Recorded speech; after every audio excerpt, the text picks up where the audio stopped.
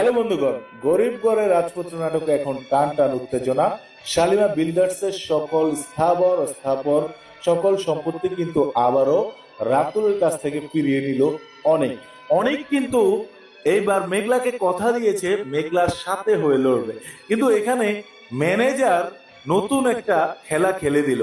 যেহেতু ম্যানেজার গত পর্বে দেখেছেন মেঘলাকে বলল যে ম্যাডাম আপনি সসম্মানে চলে যান, আপনার আম্মা মিথ্যা কথা না বললে আজকে আপনার এই দিন দেখতে হতো না।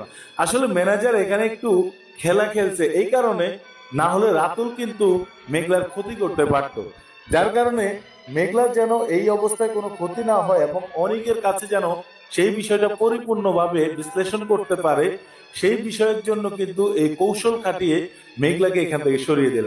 কিন্তু রাতুল এবার রাতুলের নিজের পাতা পাতেই পড়ে গেল, যেহেতু যে মেয়েটাকে সে ভাড়া করে নিয়ে আসছে, যখন পুলিশ এনে শালিমা বিল্ডার্সের অফিসে সেই মেয়েটাকে হানা দিল, সেই মেয়েটা পটপট করে সব বলে দিল এবং রাতুলের যে চাচা রয়েছে সেই চাচাও কিন্তু সকল কিছু খুলে বলল পুলিশের কাছে। যার কারণে যেই মেয়েটা এখন নকল যে মালিক ছিল শালিমা বিল্ডার্সের, সেও সবকিছু যখন পুলিশের কাছে বলে দিল, ঠিক তখনই আইনজীবী এসে ম্যানেজার সহকারে শালিমা বিল্ডার্সের সকল কিছু আবারও মেঘলার নামে হস্তান্তর করা হলো। কারণ অনিক এবং রাতুল সেও ভালোভাবে জানে আসলে অরিজিনাল শালিমা গ্রুপের মালিকই হচ্ছে মেঘলা, যার কারণে এগুলো হচ্ছে। কিন্তু সাব্বিরও এখানে কোনো অংশে কম না।